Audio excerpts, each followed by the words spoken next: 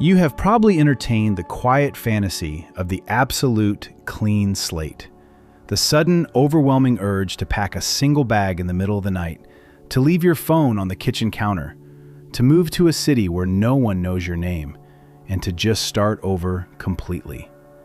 For most people, this is just a fleeting thought, a temporary escape valve that briefly opens up when the baseline stress of daily life gets a little too high. But for some people, this isn't just a daydream.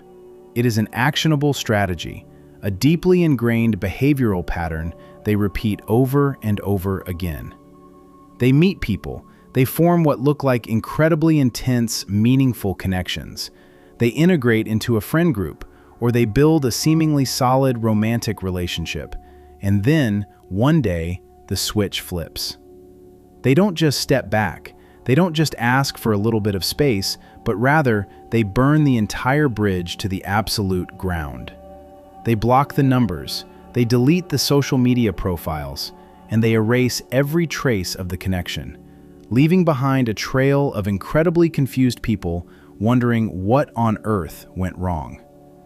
If you look at this behavior through the lens of pop psychology, society is quick to label the person who left as cold, ruthless, callous, or even narcissistic, assuming that a lack of basic human empathy is required to so easily erase someone from your life. But clinical psychology tells a vastly different and far more tragic story. Today, we can look under the hood of the sudden cutoff, exploring the hidden architecture of a mind that uses isolation as its primary weapon of self-defense, ultimately discovering that for the chronic bridge burner, cutting people off is almost never an act of malice, but an act of desperate, emotional survival. To understand the psychology of cutting people off, it helps to first look at the crushing burden of the persona. Many people who repeatedly sever ties struggle with a deep-seated form of people-pleasing. But we can reframe what people-pleasing actually is in this context. It is not just about being nice, and it is not simply about wanting everyone in the room to smile. It is, at its core, a profound trauma response. It is about survival. Somewhere in their early development, usually in an environment that was emotionally unpredictable or chaotic, their developing brain internalized a very dangerous, very rigid rule. I am only safe and I am only lovable if I am exactly what other people require me to be. When they enter a friendship or a relationship in their adult life, they don't enter as their messy, authentic selves. They become a perfectly tailored character designed specifically for the person sitting across from them, the ultimate listener, the relentless problem solver, and the partner who never complains. They constantly scan the environment, reading micro-expressions and adjusting their behavior in real time to make sure you are never disappointed. This hypervigilance is a superpower in the short term, making them incredibly charismatic and drawing people to them like magnets. But underneath the surface, this relentless performance requires an entirely unsustainable amount of emotional energy. Psychologists call this masking, and the fundamental problem with masking is that it has a biological expiration date. You can only hold your breath for so long before your lungs start to burn.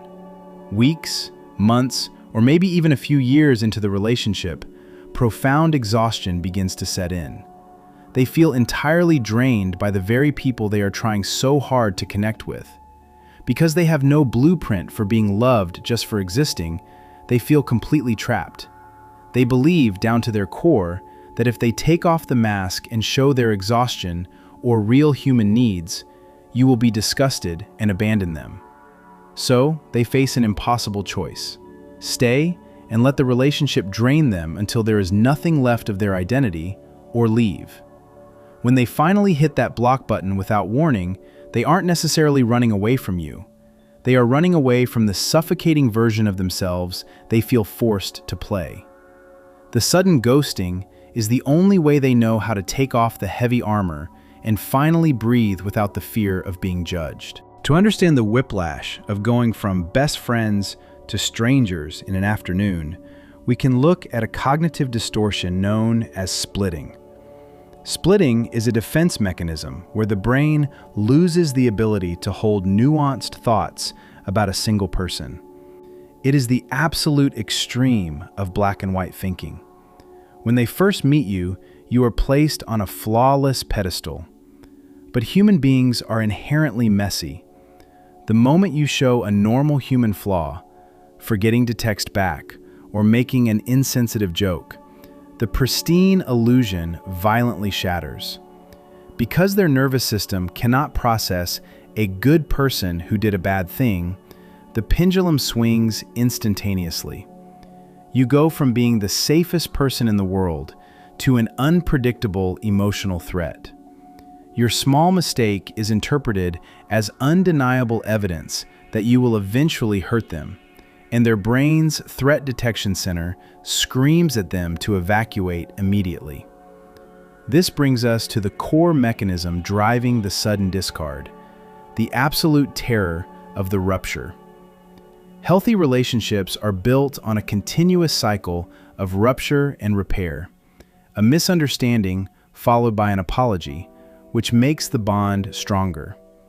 But for someone who cuts everyone off, the cycle of repair is fundamentally broken.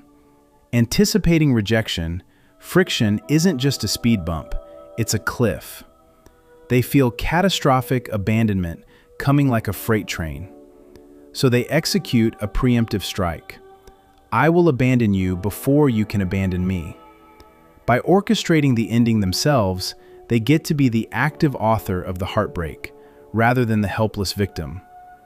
It is an illusion of control disguised as boundary setting. Initially, there is an intoxicating rush of relief as the anxiety of maintaining the mask dissipates.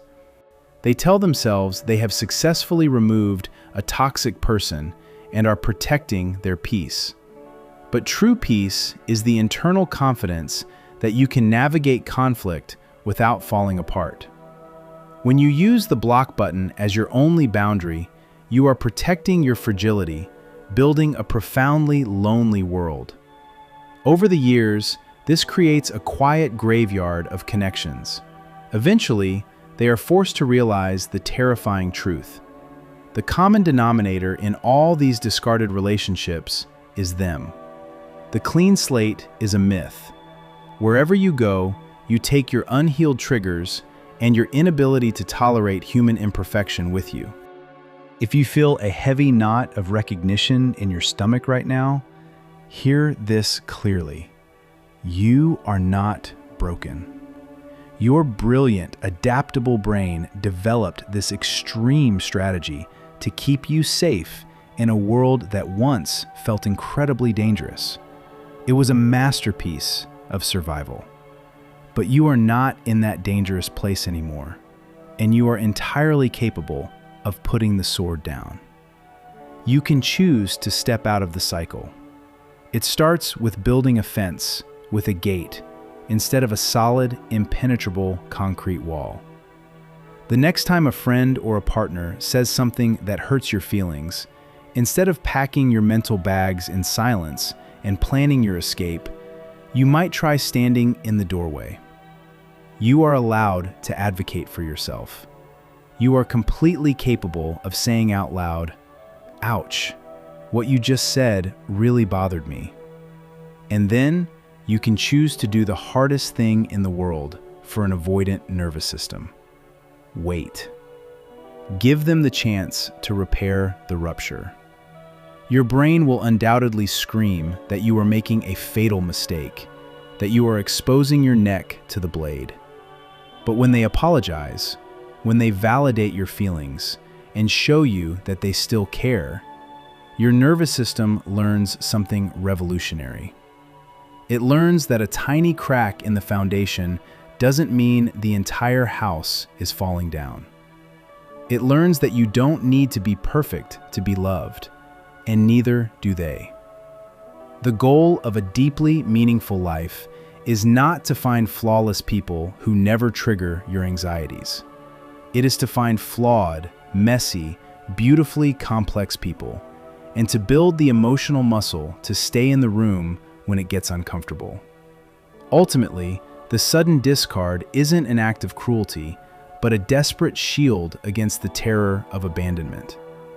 By allowing yourself to experience the messy, uncomfortable cycle of rupture and repair, you can finally trade the lonely safety of an isolated fortress for the beautiful reality of true human connection.